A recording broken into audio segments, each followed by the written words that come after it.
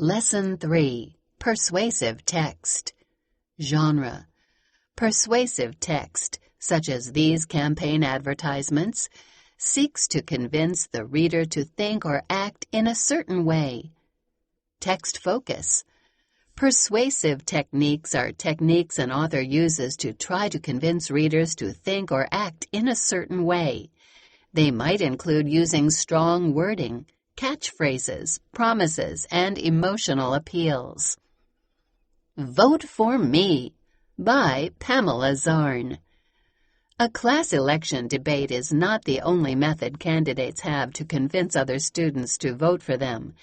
If you have hesitated to run for office because public speaking leaves you feeling shaken, or if you feel your campaign efforts have stalled, try creating election advertisements to catch people's interest. Posters are a great way to advertise your strengths. Use short sentences and bold, clear lettering so that your message can be easily scanned by students as they pass on the way to class. Posters are also a great way to reach those students who may need to be beckoned or prodded into going to the polls to vote.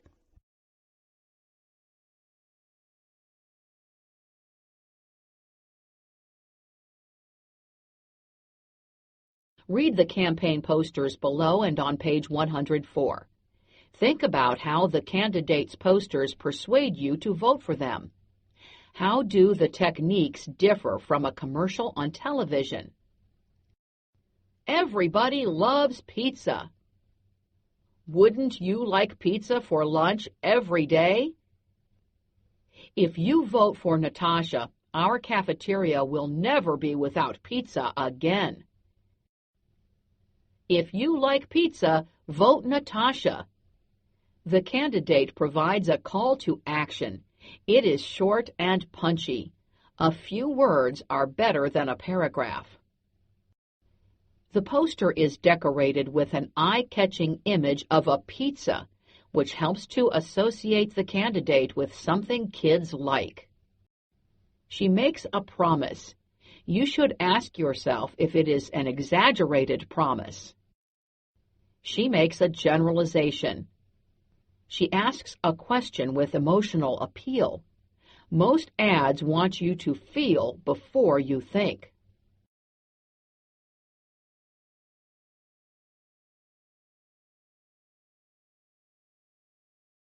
Vote Jared. He has what it takes. Leadership. Soccer team co-captain. Communication. Member of Student-Teacher Council. Action. Leader in the class fundraiser. I will listen to fifth graders and do what it takes to get what they want. He begins with a short, eye-catching campaign slogan. The easier it is to remember, the better. He lists his strengths. The candidate's poster includes inflated balloons in the school colors for emotional appeal. He gives supporting examples of his strengths. Always check to see if the information in ads is true. He makes a promise. His promise is one that will make students feel good about him.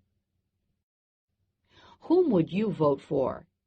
Did one of these posters catch your eye right away, or did you gradually decide which candidate you favor?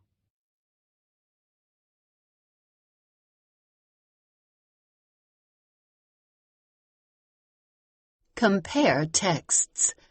Text to text. Compare messages. With a partner, determine the theme of off and running and the main idea of vote for me. Talk about the points both authors make about campaigning and true leadership. Then discuss how each author conveys his or her thoughts about how to be a good political candidate. Text to self. Recognize exaggerated statements. Many candidates running for office exaggerate what they will do when elected. In Off and Running, which candidate exaggerates what he or she will do? Write a brief campaign speech for class president, telling what you would do if elected and why classmates should vote for you. Deliver your speech to a small group. Speak clearly at an understandable pace. Remember to use formal language when making your points. Text to world. Research political leaders. The candidates in Off and Running want to take a leadership role in their school. With a partner, use print and digital sources to gather information about two important political leaders. Then compare and contrast examples of their leadership.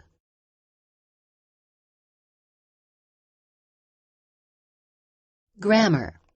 What is a compound sentence? A compound sentence is a sentence made up of two shorter sentences joined by a comma and the conjunction and, but, or. Each part of a compound sentence has its own complete subject and complete predicate. Compound sentences. Miyata, complete subject, sits quietly, complete predicate. But her opponent, complete subject, yells to the crowd, complete predicate. In each part of a compound sentence, a present tense verb and its subject must agree in number.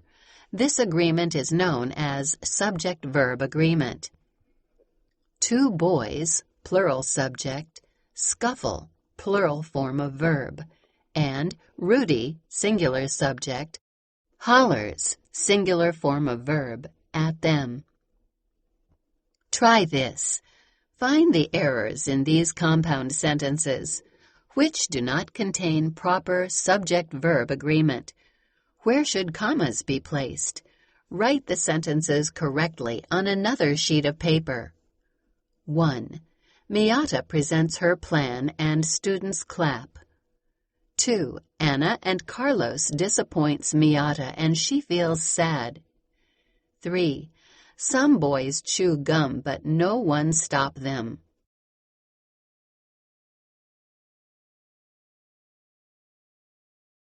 In your writing, you might find pairs of sentences that are related in some way. Try combining the sentences using a comma and the conjunction and, but, or. Related sentences. Several girls supported Jean. Eddie was popular with almost everyone. Compound sentence. Several girls supported Jean, but Eddie was popular with almost everyone. Connect grammar to writing.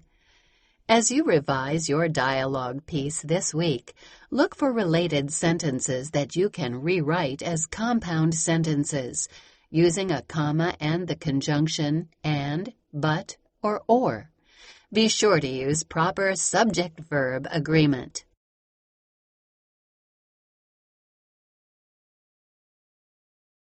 Narrative writing. Elaboration. Good dialogue in a narrative sounds natural and expresses the personalities and feelings of the characters who are speaking. Dialogue can make your narrative more realistic. Brad drafted a narrative in which two or more characters provoke a reaction in each other. Later, he changed some words to make the dialogue sound more natural. Use the writing checklist below as you revise your writing. Writing checklist. Elaboration. Did I choose words that make events and feelings clear? Development. Does the dialogue have a natural flow? Do the speaker's words reveal their traits? Purpose. Does the dialogue reveal a problem or conflict? Organization. Do the words of one speaker cause a reaction in another? Conventions. Did I use correct spelling, grammar, and punctuation? Revised draft. Writing history skits is a blast, said Ms. Goes, the 5th grade social studies teacher. In your dreams, muttered Evan as he sat down with his group. He could see that he would have to be the leader.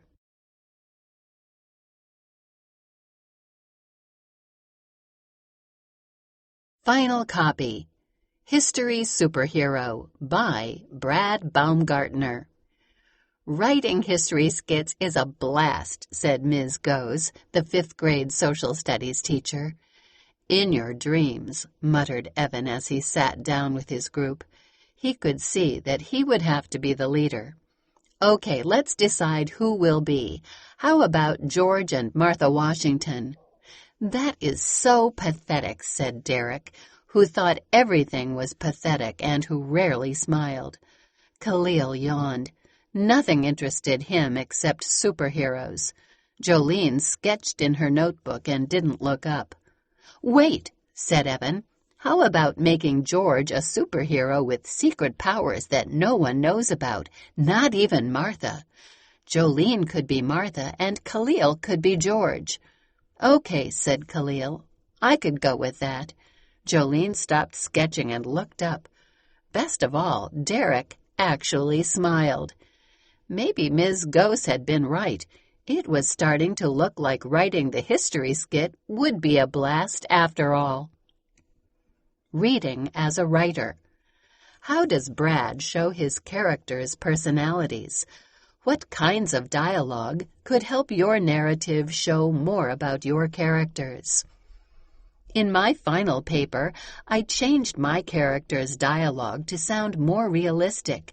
I also used a comma and the conjunction "and" to combine sentences.